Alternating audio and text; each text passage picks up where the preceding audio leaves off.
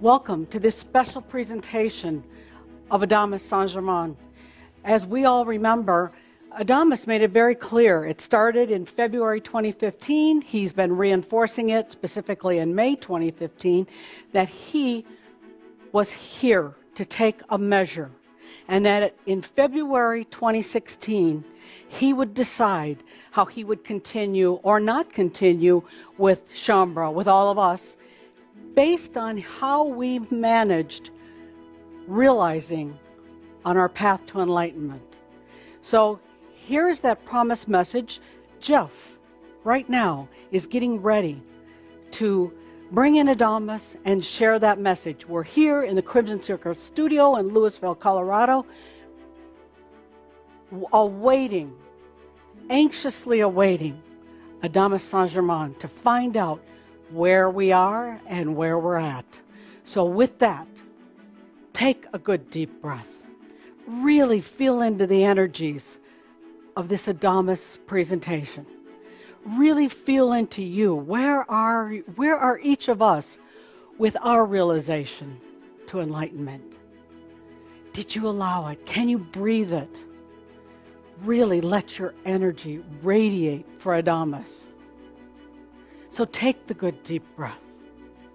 Feel with all that you are. Open into your consciousness and awareness, allowing for this most special presentation.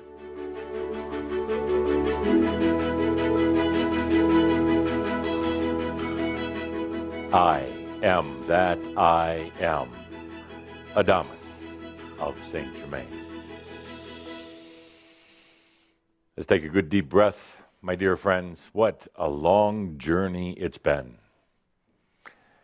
A journey that stretches back over eons of time, takes us through the times of Atlantis, the temples of Tien, the dream of embodied enlightenment on earth, the tragedy of Atlantis, the heartfelt pain that so many of you have had ever since then, the reuniting 2,000 years ago in the time of Yeshua, the planting of Christ seed consciousness on the planet.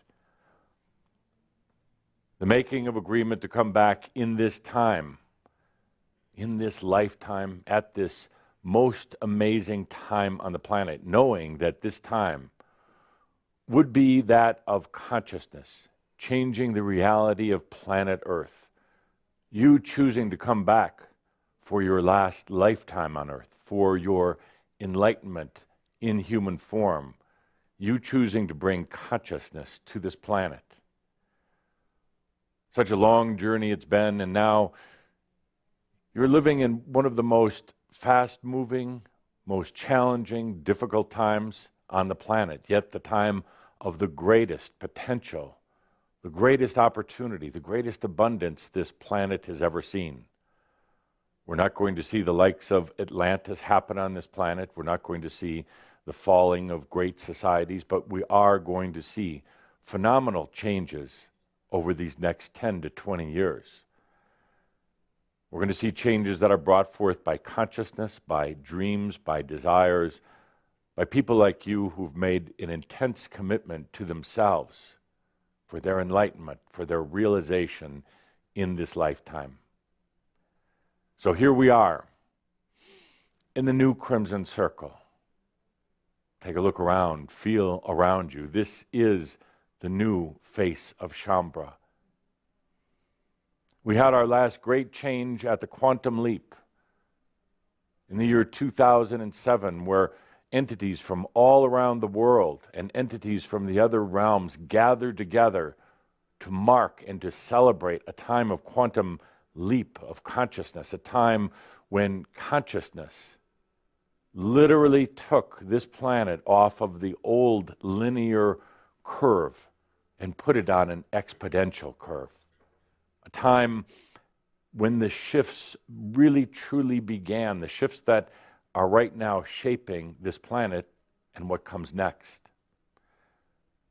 I say that it's not going to be a repeat of Atlantis. No, if anything, we're either going to see these two Earths that are now in existence, these two different sets of consciousnesses and realities meld together or split apart on a rather permanent basis. It all depends on consciousness, on humans, on what direction humans choose to take. And I know because so many of you are vested and invested into this planet, you certainly want to see these different levels of consciousness meld together for the sake of the planet and humanity, for this thing that you helped to create and that you love so dearly. And it may. We'll know in the next few years. Or the two worlds may split apart out of compassion and actually out of a form of respect, so that those who choose to stay in an older consciousness and an older world, who still choose to go through limited human experience, can do exactly that. And those who choose a higher form of consciousness, a new type of Earth, one that's not just limited to physical reality, one that's not just limited to the mind, one where there is true freedom and sovereignty, that is where they'll go. As I've said in some of the other presentations that we've made recently, if that occurs, that shift will occur naturally, seamlessly, gracefully, without collapse, without catastrophe, without this old planet splitting apart. It will just suddenly shift into the new Earth. That's for a later discussion in the years ahead, but what we're here to do today is to discuss the new Crimson Circle. So let's take a deep breath with that as I get ready at my podium. Today, I'm probably more Saint Germain than I am actually Adamus. You're used to Adamus. You're used to that aspect of me, of Saint Germain, that comes forward to provoke you, to taunt you at times, to laugh with you, to cry with you, and to share this journey. But today, it's a little bit more of the Saint Germain. For those of you who are listening to this, who are touched in some way by it, it's probably because you and I have been together before in human form on this planet in lifetimes past, in our mystery schools, in our work together for the spiritual quality of humanity.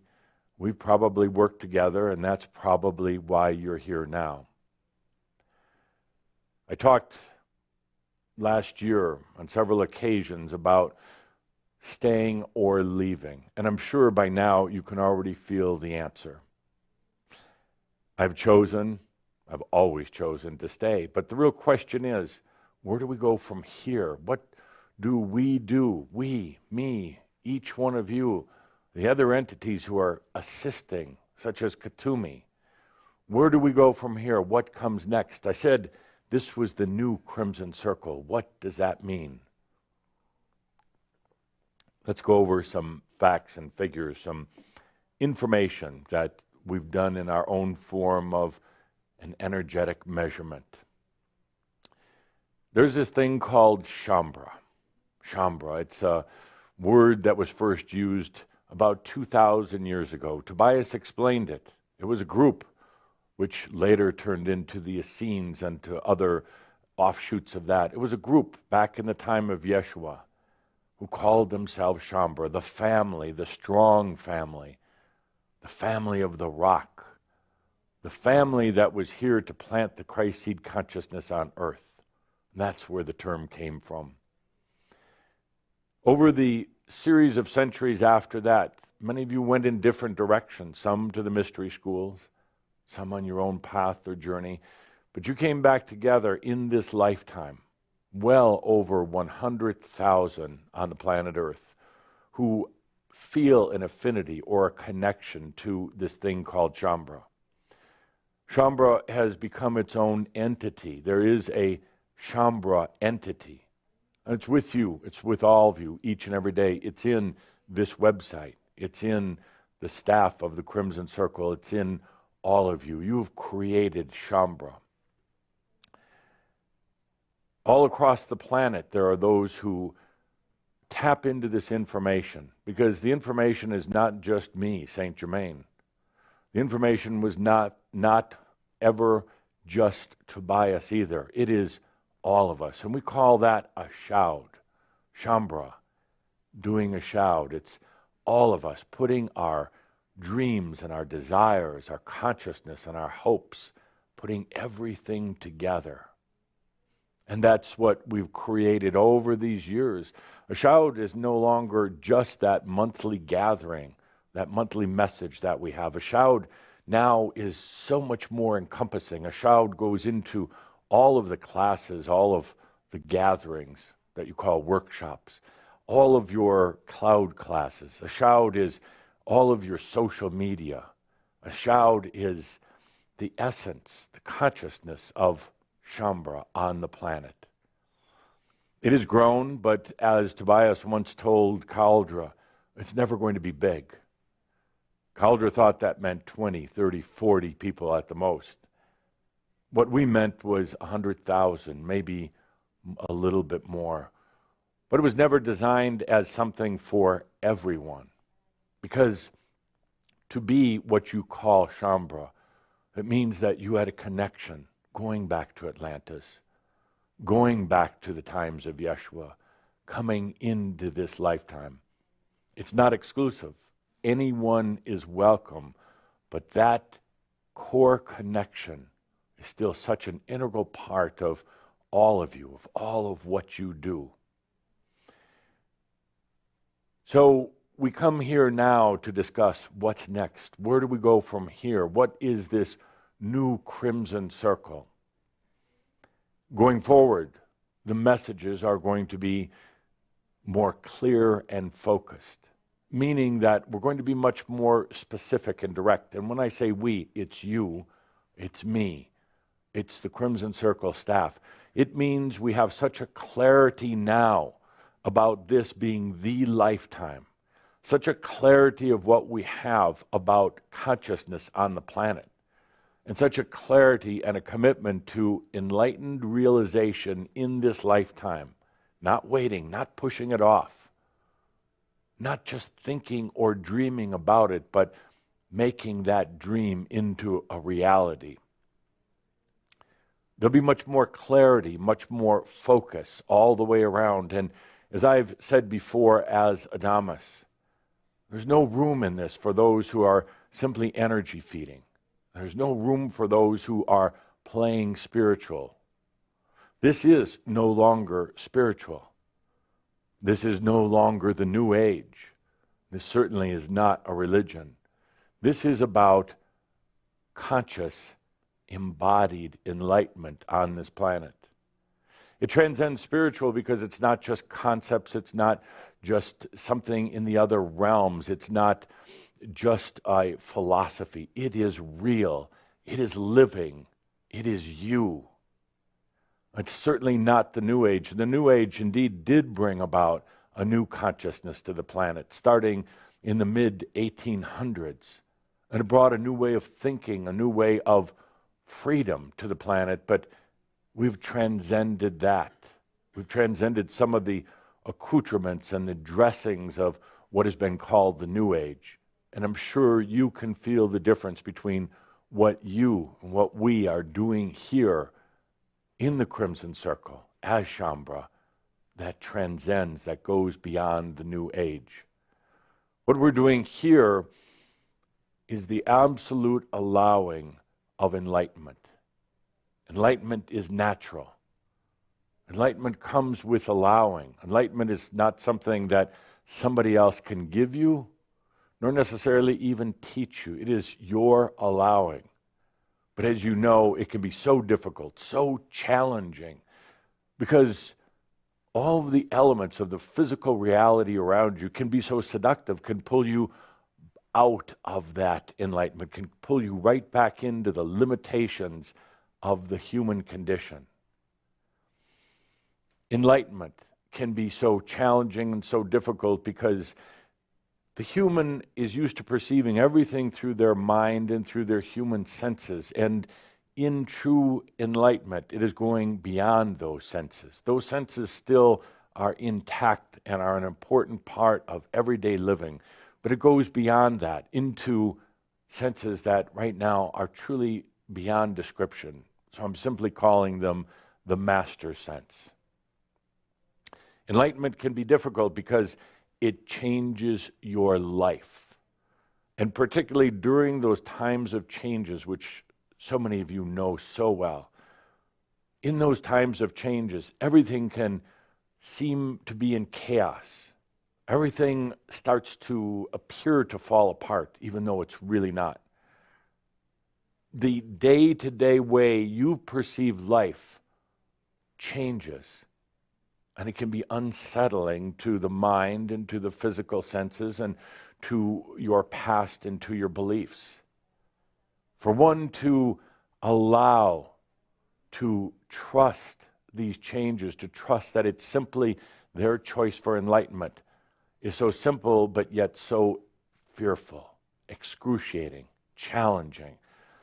You're going to feel the constant pull back to the old ways, to limitations within your senses. You're going to be pulled back to family members, to mass consciousness. You're going to be pulled back to old concepts of how to survive on this planet, how to achieve even a small degree of abundance. So, in a way, as simple as it is, it can be very challenging. You can't fight it. You can't make sense of it in the way you generally make sense in your mind. So it's simply about allowing. It is a difficult and oftentimes very, very lonely journey into embodied enlightenment.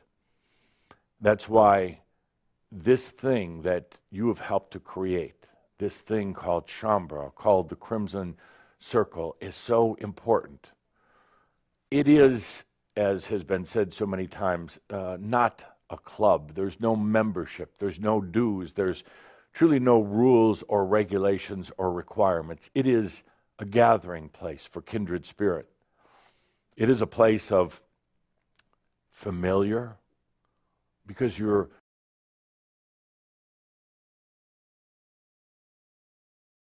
generally all on the same journey. It is a place that is familiar because you've been together and shared together before. It is a place where you can come and feel and be in the safe space. It's not so safe out there in your regular human reality, but here you can come for that feeling of being in the safe space, for the feeling of compassion, for the feeling of being understood by others and loved, not just by Shambhala who are in physical body, but by Shambhala who've crossed over to the other side, by the entities who are working with each and every one of you, and by all of those in the Crimson Council. So you come here. It is an energetic, safe space. It's not a structure. It's not a club or a fraternity or anything like that. It is simply an affinity space, a safe space for each and every one of you. Let's look at some of the statistics, some of the numbers that we're dealing with right now. In the past year, approximately 130,000 people were touched in some way or the other by this energy of the Crimson Circle, whether it was through the shouds, the books, the workshops, or classes. And when I say touched, it means not just the ones who heard it or read about it or watched it, because there are many who will come to this space. They'll take a look, they'll feel into the energy, and they'll move on. When I say touched, it's those people who felt something who were touched by some of the words, some of the energies in here, where it made a difference on their consciousness. That doesn't necessarily mean that they've felt into themselves as Shambhala. It simply means they were touched by it. There is a core group of Shambhala, which I'll get to in a moment, who really help to bring these energies together on a daily, weekly, monthly basis, who come on a regular basis to our monthly gatherings, whether at the exact moment or later on. This core group of approximately 30,000 humans across the world is here on a regular basis who really feel into and understand and are part of Shambhala. Now, indeed, there are many, many more who glean something, who gain something from the information, but this core group of truly dedicated humans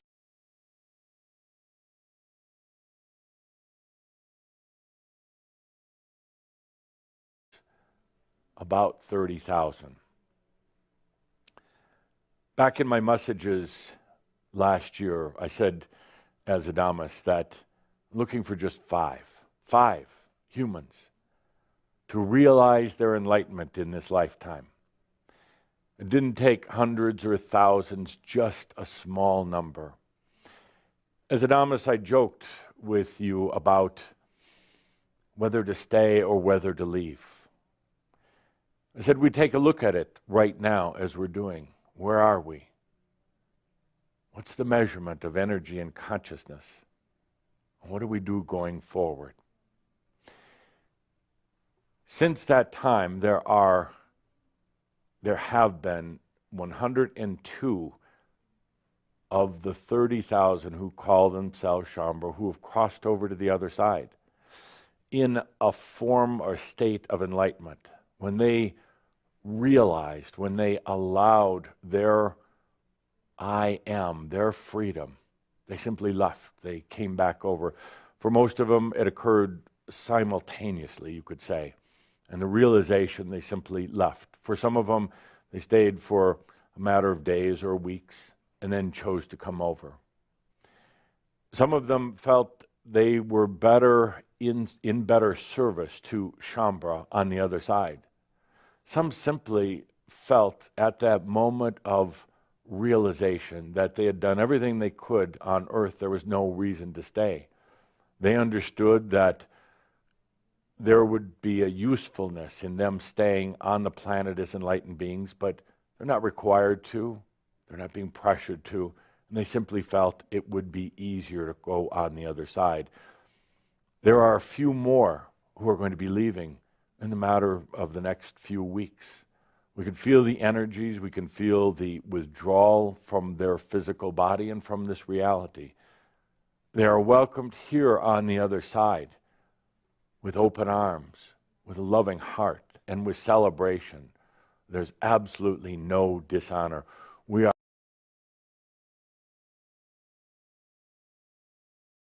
are so welcoming of them when they cross over.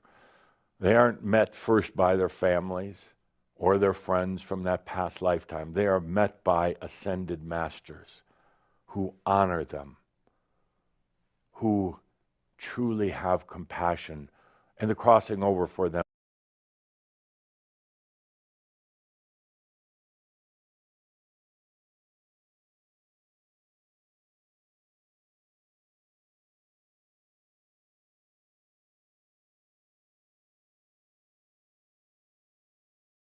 indeed is so graceful and so easy. And shortly after meeting with ascended masters, of course, their pets come in to meet them. And sometimes much later on, perhaps family members.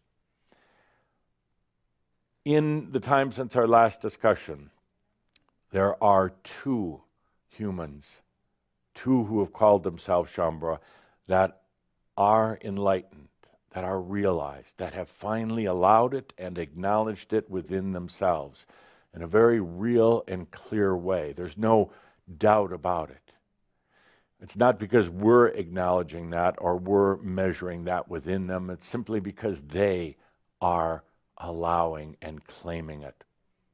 There will be another one shortly after this message comes forth. So there will be 3 enlightened masters, Shambhala enlightened masters on the planet.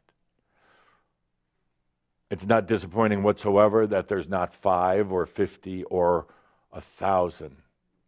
And it doesn't matter, by the way, where these 3 live, or how old they are, or who they are.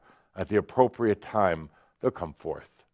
But in true humbleness and true modesty. They're not going to be beating their chest. They're not going to be putting it out on social media or anything like that. They're just going to show up. There's going to be such a knowingness that they won't even have to speak a word. So the fact is that there are not 5. It's not disappointing. And it's certainly not enough to say that we, myself, my esteemed fellow ascended masters, are not going to stay, because there is what we'd call a mass, what we would call the large energetic portion of Shambhala, who are, I would say, in their 11th hour and 59th minute. They're so close to their realization. This group numbers approximately 6,500. That is not an exact number, but it's close enough. About 6,500 of those who call themselves Shambhala are in the eve of their enlightenment, almost there. Just a few more breaths, just a few more allowings, just a few more releasings, and they're there. Of those, and of reading all the energies of working with the other ascended masters, to take a look at how many would stay on earth as embodied masters, we roughly calculate at least 5,000 upwards to 5,500. That would mean approximately 1,000 to 1,500 would choose to come over to our side, to the other realms, to leave the physical body. And again, there's no shame. There's no dishonor whatsoever. There is no judgment whatsoever. There is as much honor as leaving the physical realms in enlightenment and coming to our side as there is in staying. But that leaves a significant number of humans, 5,000, 5,500, who are at that edge, right on the cusp of allowing their enlightenment. And that is what gives us joy and motivation and desire to continue working with you. There are so many who simply need a breath from their I am to bring them into embodied enlightenment. It may take months, it may take years, it really doesn't matter. But the fact is that you have come this far, have endured that many challenges, that many obstacles along the way, and here you are on the eve of your enlightenment. You know who you are. It's nothing that you have to pin on your chest. It's nothing that you have to herald in your social media. You know who you are, and we know who each and every one of you are. It's impressive. The numbers, the potential, the proximity to enlightenment. It is truly, truly impressive. We're here working with you, as I said so long ago, every step of the way. We can't do it for you, nor do we want to. But we're here to assure you, to help you through some of those challenging storms that occur right on the threshold of enlightenment. Then there are a large number of those who call themselves Shambhala, another 30,000 or so, who are committed to their enlightenment, but they waver, they wonder, they often get highly distracted, they get caught in their own makyo, they get caught in things that keep them, what you would call earthbound, or lack of consciousness in so many ways. They're not necessarily excuses, they're perhaps valid reasons, but they don't want to do that final level of allowing because perhaps of family members concerned what would happen to their family if they allowed and if they indeed did transition over to the other side. There are those who are simply not ready to take that final step of allowing because there are things they want to finish and fulfill as humans in their human condition. And there are those who simply are waiting for a few more to go ahead of them, to assure them that enlightenment is all that they thought it was. There is a very large number of these Shambhala, and again, you know who you are, and there is no judgment whatsoever. If you choose to wait for a while more to continue experiencing as a human in the human condition, there is absolutely no judgment because sooner or later, we know that each and every one of you is going to allow your own sovereignty. This is a very large number, and sometimes you could say it's a little bit challenging because one moment, this group of 30,000 is very, very committed to their enlightenment, very focused on their enlightenment. As you can tell, when they come to the gatherings, when they communicate on the internet, but the next moment they seem to be distracted, going off somewhere else, doing something else, forgetting about their embodied enlightenment, forgetting about their commitment to do it in this lifetime, and sometimes even forgetting about this dream, the Atlantean dream, the dream from the time of Yeshua that brought all of you together.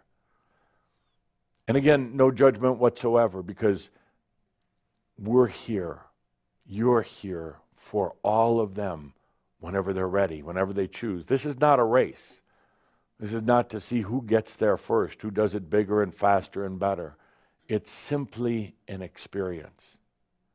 But for them, this group of 30,000, at times it's so challenging because they have the knowingness of their enlightenment. They feel that deep inner desire for their realization, but yet they know they are easily distracted. They focus on things that aren't particularly relevant to the enlightenment at this time, and then they get very, very frustrated with themselves. This causes somewhat of an energetic imbalance within this thing we call Shambhala. This is where so many of our resources in the Crimson Council are devoted to, helping to bring them back into a knowingness, helping to illuminate the potentials that are actually surrounding them, helping them to cross over their fears, their concerns, their doubts about themselves. So there's a tremendous amount of our energy, the energy of Shambhala on earth, dealing with this imbalance. But as each and every one of you knows, an imbalance isn't necessarily wrong or bad. It's actually an opportunity to shift energies. Within every imbalance, in anything in all of creation, there are potentials. An imbalance, in so many cases, simply creates movement, simply creates new shifts. Then there are a very large number of those who don't necessarily call themselves Shambhala. They don't identify strongly with a name. They feel it. They don't push it off, but they don't necessarily identify strongly. They're not sure if they want to be part of a group, which of course this really isn't. They're not sure if they really want this thing called, they call it ascension, we call it embodied enlightenment. They're not really sure, but they feel drawn to it, much like you would say a fly is drawn to honey. There's something there.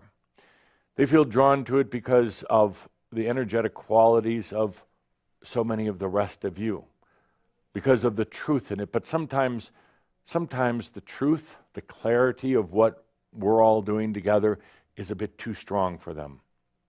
They come back on a periodic, sometimes even regular basis. They allow themselves to immerse at a certain level within the consciousness of what all of you have created. but in a way it's harsh for them, it's difficult for them. They still are feeling very drawn to their other life, their human condition, but yet come back from time to time because they know there is more. So what we have within Shambra is a very committed group, not large group at all, but a very, very committed group, 6,500, that are in their 11th hour, 59th minute to enlightenment, to realization, to what we called before the poppers, like kernels of corn just ready to pop. Now the heat so intense, the transformation, the shift so imminent. They're in that kind of borderline zone between one state of being and consciousness and the other. They're somewhere right in the middle. And at this point, they can't go back. You can't go back. Right on that moment, that point of truly embodied realization on this planet. So with all of that said, I also want to say that over these next years, that many, many more will be attracted to the Crimson Circle, to the work that all of you have created. You have created foundation, core material. Everything from the time of Tobias to this moment right now has been truly building a basis of content, of core material. It's been building, it's the history of Shambra. It's your journey. It's the stepping stones that you placed in a path that really was never there before. And in these coming years, many, many more will come this way. Some will come all the way along this path. Others will stop along the way because it's too challenging or there's too many distractions. But what you've done up until now is create that foundation, the core material. Speaking of the core material, when we gather once a month, we together create material, information, what you can view on the internet or listen to or read. Once a month we create that together, and that is the foundation of what we do. There are workshops and classes for those who really want to just get together in physical form with kindred spirit. There are classes that we offer that you've helped to create to a degree. On your cloud class, it's a way of reconnecting. It's a way of getting back into the essence of what we're doing. You're learning, you're growing, but you're also contributing to and making this material available. But the point is that there's no requirement that says you have to do these things.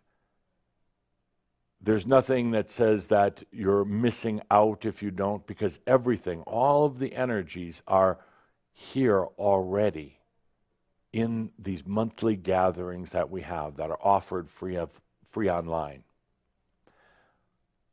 Going forward, there's going to be even a more intense focus. There's going to be some, quite a few actually, that leave, but they'll be replaced by others who suddenly are connected to Shambra and to the Crimson Circle. Some will leave because it is so intense, and in a way it is so demanding. And each month when I, as Adamus, gets up here, I'm going to be looking you right in the eyes, saying, are you ready? Are you being true to yourself? Are you going beyond your makyo? I'm going to be saying to you, you're right at the threshold of enlightenment. What is holding you back? And to some, that is going to be so uncomfortable. To some, it's going to be so intense that they'll find excuses, make excuses for leaving. And then most of them will be back at some point or another, because they'll realize that they've been such an integral part in helping to create all of this. Going forward, my dear friends, we're going to be bringing in others into the Crimson Council. Crimson Council is an angelic group made up of angelic families from all over creation. We're going to be bringing others into this Crimson Council to provide an even more dynamic energy balance because of where you're at. Because in these moments right before enlightenment are truly challenging in so many ways, can really throw a person off. So the Crimson Council is also going to be made up of those enlightened beings who called themselves Shambhala, who came over to our side, because they have such an empathy. And it was not but a few moments ago when they were on earth in the physical form, so they're going to be joining the Crimson Council on the other side. We're going to be stepping in closer to you, particularly to this core group of 6,500 and even to the additional 30,000 who are so close to their enlightenment. We're going to be stepping in closer than ever before. Closer so that you'll feel our presence. You'll know that you're not alone. Closer also in a way at your call, at your request, to keep you from getting distracted, to remind you, sometimes in an irritating or provocative way, to remind you of the commitment you've made to yourself for embodied enlightenment. At times you'll feel like you want to push us off, like you want to keep us away. But trust me, as my Adamus aspect, I'll be right there with you, looking you straight in the eye and saying, are you ready now? Because you've asked us for this, and that's why we're here. As a group of Shambhala, so close or even somewhat into enlightenment, I'm going to ask that each and every one of you honor each and every one else. I know you feel it in your heart, but sometimes that honor doesn't come through in some of the work that you do with each other, some of your interfaces, communications that you have in your social media, some of the ways that you hold this whole thing called Shambhala and the Crimson Circle in terms of understanding that it's all here in service to you, not working against you, not trying to make you do anything you don't want, not trying to be over you in any way. Other Shambhala and the Crimson Circle is here in absolute service to you. I'm going to ask you to have compassion, honor, and respect for that. And what you'll get in return from them, from other Shambhala, from the Crimson Circle, is compassion, honor, and respect. These are some of the most difficult times on the planet Earth from the standpoint of changes that are occurring so fast that it's hard for the body and the mind to keep up with them. And you're doing embodied enlightenment right in this most difficult, challenging, and fast-changing time. It's also the time of the greatest energies ever seen on the planet, the greatest potentials and opportunities. One might say it's easier to do embodied enlightenment at a time when things aren't moving or changing so fast on the planet, when things are a little bit quieter. But I do remind you then there is not nearly as much energy potential available to those who seek their realization, to those who actually allow their realization. I ask you to understand that the Crimson Council and the Crimson Circle are here in service to you.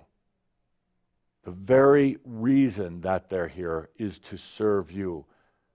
I ask you to look at that and feel into it.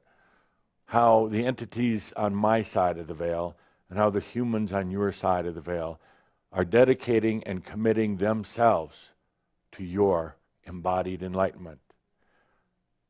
Some of you may think of the Crimson Circle as a company, as a business, and indeed in many ways it is.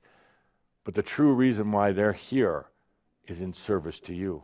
And each and every one of them as well is allowing their embodied enlightenment. So if you can imagine for a moment the service that they are giving by doing this work, by providing things like the internet, the monthly shouts, the workshops, the classes, the materials, the support, all while they are going through their embodied enlightenment. That is true service. At times it takes its toll on each and every one of them. At times they're not sure whether to turn their face towards their own enlightenment or to turn their face towards you in service. They're doing both.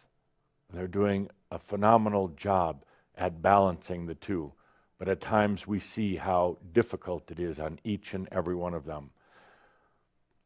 I ask that if you're going to be part of this, first and foremost, you come to a very conscious understanding of your own desire for realization. Sometimes you fluctuate with it. Sometimes it's not particularly balanced. Sometimes it turns into an energy game rather than true realization. So first and foremost, take a look at yourself. Feel into yourself. Why did you choose it at some point? Why did you take the path that you have in this lifetime of yours that got you to here? When are you going to truly allow your enlightenment? And there's no specifics. You don't have to have a date. It doesn't matter if you do it now or later, but what does it actually mean to you? What is that dream that you had? Why are you here? Sort through all these things, your whether it's your job or your health or anything else. Move beyond that for a moment. Move beyond all the little things that seem to interfere and distract, all the things that hold you down. Come back to your dream, your desire for enlightenment. That will make a shift within this large mass of Shambhala, the 6,500, the 30,000, just coming to your own awareness of why you chose to be here in this lifetime. Next, as part of Shambhala and the Crimson Circle, support it energetically. Energetically, if nothing else. What does that mean? It means to send your love, because this thing that's called Crimson Circle is all of you. This thing called Shambhala is all of you. Send your love and support to all Shambhala. Send your blessings to the Crimson Circle. But understand that all of you share this dream. All of you share this desire. You came back here together, maybe located all around the planet, but you came back here together at this time for something that is the most precious thing to you, and is the most precious thing to others. Support the Crimson Circle and Shambhala, not through criticism, not through harsh words. Support them through love and admiration, because the journey of Shambhala and Crimson Circle is your journey also. To be critical, to not to look at the good, but only to look at what you would consider to be the bad, to criticize others, to be cruel to others, is truly only being cruel to yourself. This group has been through so much together, and individually you will realize your sovereignty. Individually. It's not about all the group doing it at one time, but yet there is also that entity called Shambhala, that consciousness of each and every one of you. There's been the sharing over lifetimes and lifetimes. There's been the times at the mystery schools. There's been times with me as Saint Germain. We share so much with each other. We've gone through so much with each other. And now we come to this moment, right now, this moment on the planet where things are changing so rapidly, this moment of the new Crimson Circle with such a focus, with such a clarity, and such a graceful form of allowing. So yes, after all these words, after all the anticipation, yes, I, the beloved Saint Germain, will continue with each and every one of you, closer than ever, but each and every one of you who is choosing their embodied enlightenment in this lifetime. I'll be joined by others, some whose names will come up from time to time, and some who simply remain anonymous in the background, working with each and every one of you. Let's take a deep breath together as we transition into yet another quantum shift of this planet, of Crimson Circle and Shaumbra. With that, my dear Shaumbra all across the world, my dear friends in the Crimson Council, those who have left the physical body in their enlightenment recently, with that, I am the beloved Saint Germain. Thank you.